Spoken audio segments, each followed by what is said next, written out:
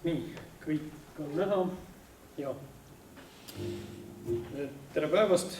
Tõesti, nagu öeldud, siis minu ettekanne annab ülevaate metsasüsiniku uuringute tulemustest Eestis, ütleksin viimase laias laastus 10 aasta jooksul. Jah, Eestimaal, Eesti metsades on umbes viimase 10 aasta jooksul läbi viidud küllalt palju metsade süsinikualaseid uuringuid, nii Maaülikooli kui Tartu Ülikooli teadlaste poolt. Samas ei maksa arvata, et neid nii palju on, et neid enam tegema ei peaks, kindlasti mitte. Selle ettekande läbiviimisel kindlasti ei saa mainimata jätta, et metsasüsinike uuringute eestvedaja Eestis on olnud professor Veiko Uri, kes oleks kindlasti olnud täna parem ettekande tegija siin, aga paraku ta ei saanud kohale tulla. Aga mida siis on tehtud? Püüan need kiirelt läbi käia ja siis ka teile kokkuvõtte teha. Oleme teinud nii mitmeidki Eestis levinud metsatüüpe hõlmavaid süsinikubilansse erinevate vanustega puistutes. Oleme, mitte küll meie muidugi, vabandust, et erinevad teadlased on teinud uurinud majandamise mõju puistute süsinikuvoogudele, varudele. Siis on vaadatud, kuidas käituvad põllumajandusmaadele tekkinud puistud, nii muld kui ka muidugi maapealne osa. Ja viimase punktina ma olen eraldi välja toonud sellise mõiste nagu heterotroofne mulla hingamine. Võib-olla kõigile pole see tuttav, aga heterotroofne mulla hingamine on siis see, kui mullas olev orgaaniline aine laguneb ja mullast väljub siis CO2-na süsinik. Miks see oluline on, miks ma seda eraldi siin välja toon, on see, et heterotroofne mulla hingamine on just see, mis sageli paneb paika selle, et kas meil mets tervikuna või metsa ökosüsteem tervikuna seob süsinikku või pigem emiteerib, ja kui palju räägitakse ka mulla süsinikust, lisaks sellele, mis on silmaga nähtav tüvedesse okstesse seotud süsinik, siis tegelikult mullas on väga suur süsinikuvaru sõltuvalt mullast, siis see, kas pikaajaliselt mulla süsiniku tagavara muutub, sõltubki sellest, kui palju pannakse taimede poolt mulda sisse süsinikku ja kui palju sealt siis heterotroofse hingamise käigus väljub. Nii et see on ka üks asi, mida on palju siin diskussioonis räägitud, et mis juhtub siis, kui me teeme näiteks raie, et mis siis mulla süsiniku tagavaraga juhtub ja sellepärast ma seda siin eraldi niimoodi rõhutan. Nii, aga hakkame otsast pihta. Süsinikubilansid erineva vanusega mustikamännikutes, Eestis väga levinud metsatüüp mustikamännikud. Näete, siin see puistu noor raiejärgne mõned aastad peale raiet veel on süsiniku emiteerija, aga juba enne 10-aastaseks saamist sellised puistud hakkavad siduma ja kuni küllalt kõrge vanuseni välja. Kõige vanem uuritud puistu oli ligi 110 aastat vana.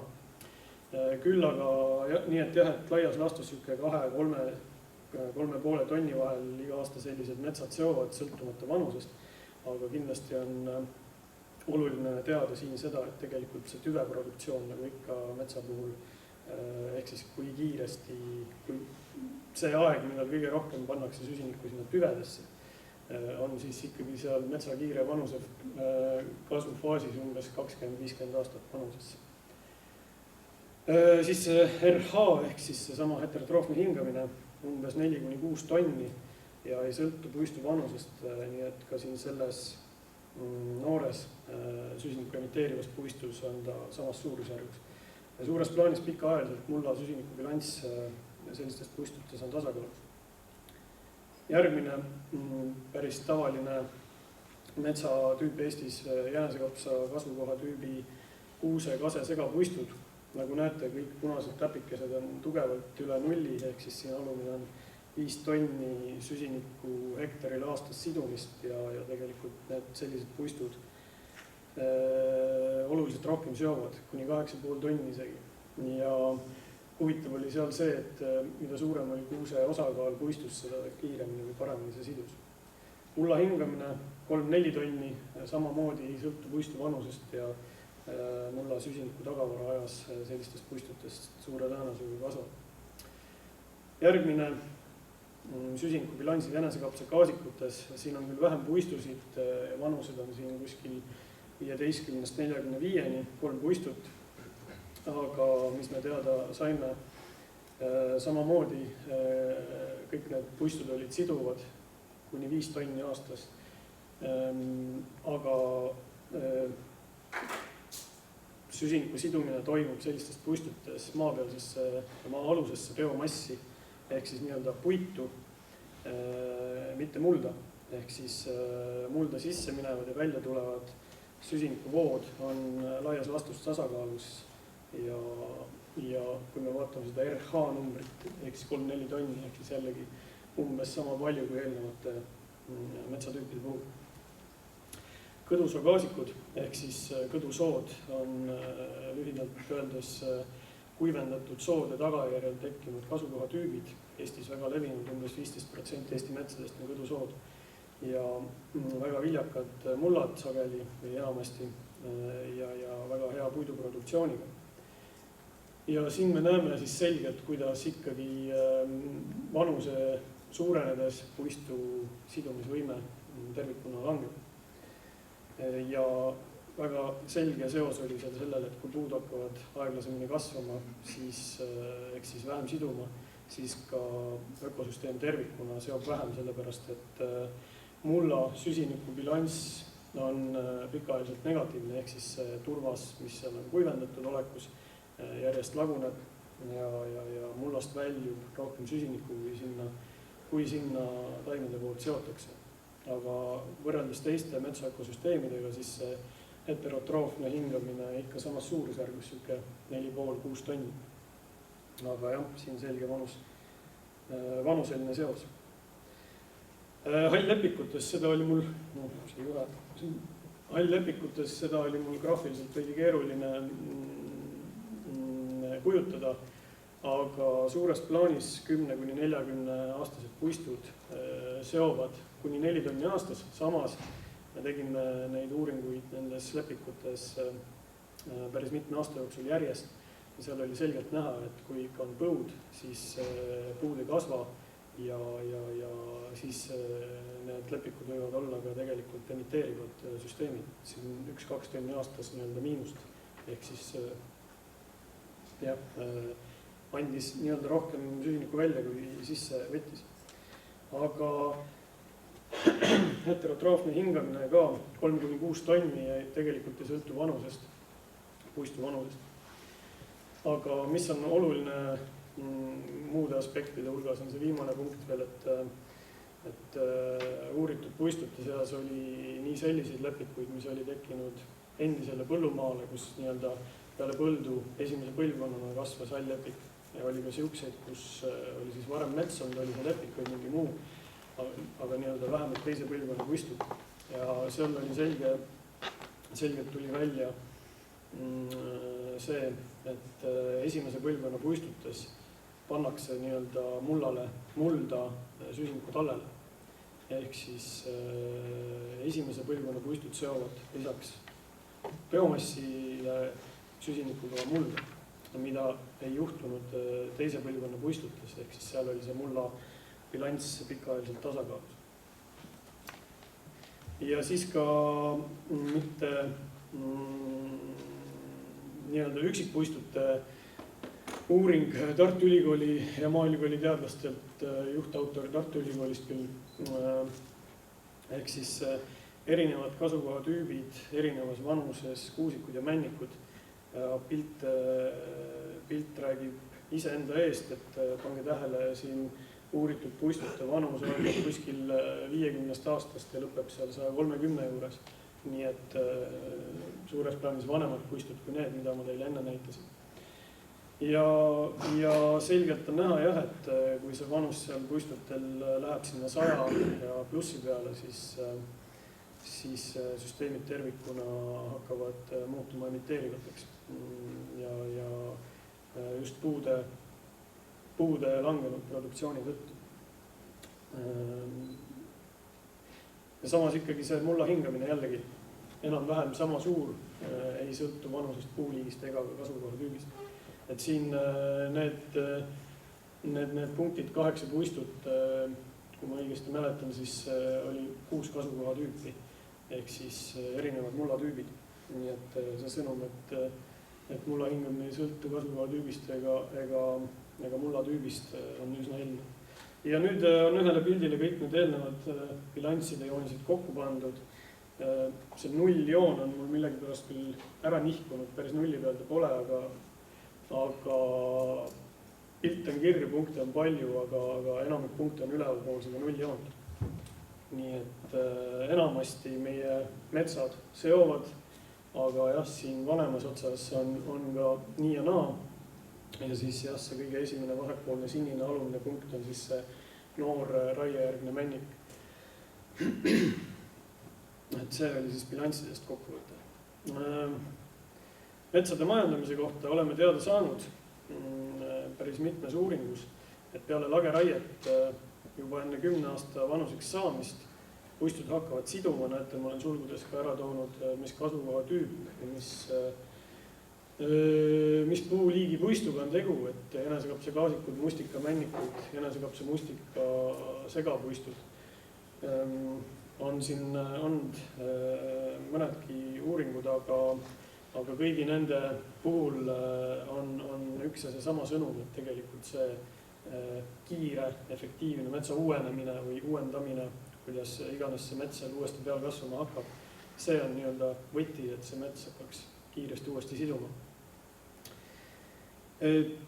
Jah, mida on palju öeldud, arvatud, spekuleeritud, et peale lageraiet mulla süsinikust või mullast tulevad väga suured emissioonid ja muld kaotab tohutult süsinikku, siis tegelikult meie uuringud lükkavad selle väite küll ümber.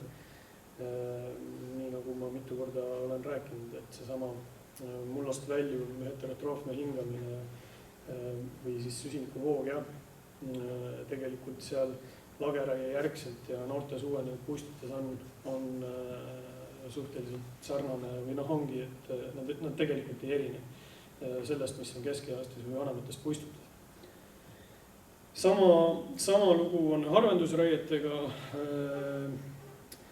ehk siis puistud endiselt on siduvad, kuigi tõsi, neid uuringuid on vähe, aga need, mis tänaseks on tehtud, need seda näitavad, et harvendatud puistud võib küll siduda vähem loogilistel põhjustel, aga ikkagi nad jäävad siduvateks süsteemideks ja samamoodi see mullast väljuv süsinikuvoog ei suuren. Ja üks uuring meil oli ka selline, kus meil oli lageraiesmik ja siis juurisime sealt ka kuusekände, siis seesama kuusekändude juurimine ka ei suurendanud seda mulla hingamise voogu. Nii et see oli seal kuskil 2-3,5 tonni hektarit aastas. Põllumaapuistud, mida tegelikult Eestimaal on väga palju, 100 000 hektareid tegelikult on ju metsastunud peale nõukogude aja lõppu.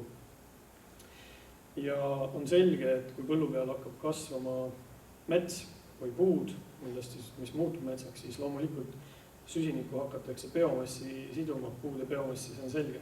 Aga küsimus on jah, et mis juhtub siis pikaajaliselt mulla tagavaraga. Ja tegelikult ka väliskirjandusest leiame seda, et põllumaadel sõltub siis see, et kas mulda hakkab sidumine ka toimuma, sõltub maakasutuse ajaloost. Et endistel rohumaadel on pigem see nõrk sidumine või puudub ja haritud maadel, ütleme nii-öelda viljapõllud või mingid muud haritud põllumaad, siis seal on sidumine suurem, aga kui vaadata pikemaajalist perspektiivi, siis üldiselt põllumaapuistud ikkagi ka seovad ka mulda. Ja tegelikult hübriidhaavikutes, arukaasikutes, alllepikutes me oleme tegelikult näinud täpselt seda sama trendi. Nii et kokkuvõtteks üldiselt meie metsad süsinikku seovad, metsa majandamisega, raietega ei kaasne suuremat, intensiivsemat mulla hingamist. Heterotroofne hingamine ei sõltu puistu vanusest, puuliigist ega mullatüübist. Ja põllumaade metsastamine tõesti võib süsinikuvaru suurendada, ilmselt suurendabki. Aga jah, et me me peame tagama selle, et metsad saaks kiiresti uuendatud ja tegelikult ka läbi hooldusraiete me suudame puistu kasvu parandada, kiirendada ja seega ka saab, on seal võimalik süsiniku sidumist suurendada ja mitte ainult kasvavas metsas, vaid ka siis saades sealt parema kvaliteediga puitu, siis nii-öelda pikaajalist toodet valmistades sellest puidust. Nii et mitte vaid metsa kasvu ajal süsiniku sidumist parandada. Ja sellega ma tänan neid, kes on tööd teinud ja tänan neid, kes on tööd alati toetanud. Nii et aitäh.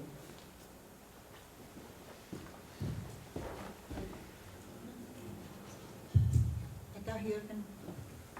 Kas on Jürgenile täpsustavaid küsimusi, et me praegu arutelu juurde ei lähe, aga kui on midagi küsida, olen. Ma küsiks seda, et kuidas on lood järgmisega ürgmetsaga, kas emiteerib või seob või on neutraalne?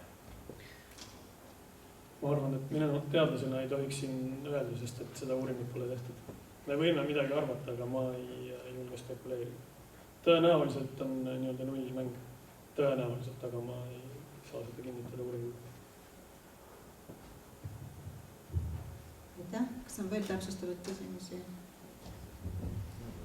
Minul on üks täpsustav küsimus. Jürgen, sa ütlesid, et Kristiina aruanne sellest harvendusraiete mõjust näitas, et mingitel puhkudel harvendusraie järel juurdekasv väheneb. Kas see ei olnud keeleväärtus või see on mingitel, see oli käsikiri? Jaa, tähendab, siin ma olen viidanud Aun ja teised käsikiri, et ta peaks tegelikult iga minut nüüd accepti saama Forest Ecology Managementist. Ta on retsensiooni läbinud ja sellepärast, kuna ta polnud avaldatud, siis ma viitasin ka RMK aruanne. Aga mis see küsimus oli? Küsimus sisu on see, et see ei olnud siis sõnaväärtus, et sa väidad, et harvendusraiete järgselt mingitel puhkudel juurdekasv on vähenenud?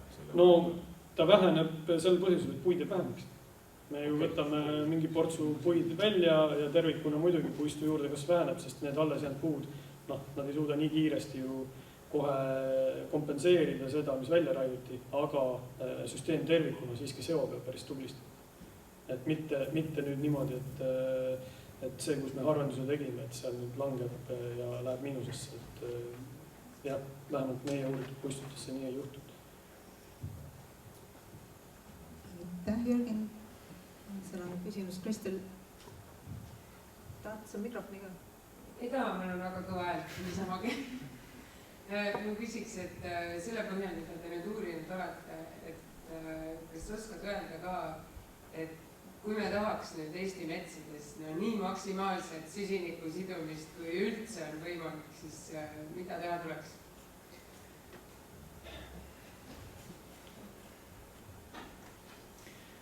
No, ma ei saa sellele nii kitsalt vastata. See nõuab ikkagi laiemat arutelu, et küsimus pole ju selles, et kui palju meil hetkel metsas, et ajame mingit rekordit taga, et saame nüüd mingi X miljon süsinikutonni sinna metsa korraks seisma.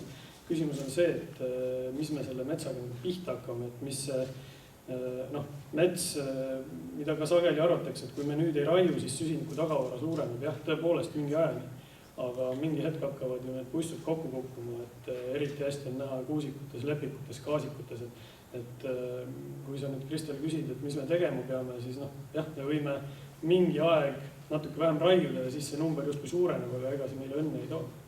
Ja pealegi, kust me siis selle puidu võtame? Ma mõtlesin küll nagu puuliigilised, mida me metsas teeme. Mida me metsas teeme? Jah, ma arvan, et läbimõeldud, arukas, tark metsamajanduslik tegevus. Me peame oma metsi korralikult uuendama. Me peame tagama, tegelikult millest siin kõik on juba juttu olnud ja tuleb veel ka, et me peame tagama, et meie metsad oleks heas tervislikus seisukorras, õiges kohas, õige puuliik, õigel ajal hooldusraie. Nii et selline ühtepidi vanad head tarkused, kuhu lisada uusi teadmisi, et selline tark metsamajandamine, läbimõeldud, planeeritud metsamajandamine. Aitäh, seal on üks küsimus veel. Mikrofoni. Pidades pidades silmas Euroopa rohelist kokkulepet, milline on praegu Eesti metsade CO sidumise nii-öelda bilanss, võttes arvesse seda raiet ja teisest küljest metsade struktuuri, et kas me selle metsamajandusega suudame nagu rohkem siduda CO-d või see asi läheb meil käest ära, et me peame leidma teisi CO sidumisi meetmeid kui metsandus? Aitäh! Ühtegi kindlat numbrit ma ei julge küll öelda, aga suures plaanis, nii nagu ka Annela alguses näitas, et see metsandussektor seob selles LULUCF-i suur pikk graafik oli, kus metsandus oli seal all ja ülejäänud emiteerisid, et jah, meie mets tervikuna seob, nii nagu mu ka ettekandes slaidid olid, et puistud üldiselt seovad, majandamine süsiniku mõistes ei too kaasa endaga mingit katastroofi ja seal on ka küsimus see, et kui kaugele me või kui laialt me seda metsa ja metsasektori sidumist vaatame. Seesama küsimus, et kui palju me vaatame asendusefekti, et teeme ju puidust tooteid ja iga mitte fossiilne toode, mis on asendatud puiduga, ikkagi hoiab ära selle, et me peame maalt juurde tooma süsinikku, sest et on ju kui me toome maalt juurde, paiskame atmosfääri fossiilset süsinikku, siis on selge, et me peame kuskilt leidma täiendavaid võimalusi täiendavaks sidumiseks. Ja minu küsimus on, kus me seda leiame. Maailmas tuleb järjest rahvast juurde, põllumaid võib ju paberi peal metsastada, aga kõik tahavad lõpuks süüa. Ehk siis, kui me süsteemi juurde toome maalt süsinikku, siis me peame leidma ka täiendavaid sidumisvõimalusi, aga nagu enne ka öeldud, ega see mets meid selles mõttes ära ei päästa, et me peame ikka mujalt kraani kinni keerama. Me ei saa metsa nii palju juurde kasvatada, et siin kõik meie muud emissioonid ära nulliks. Kas see oli vastus? Aitäh ja lähme, aitäh Jürgenile.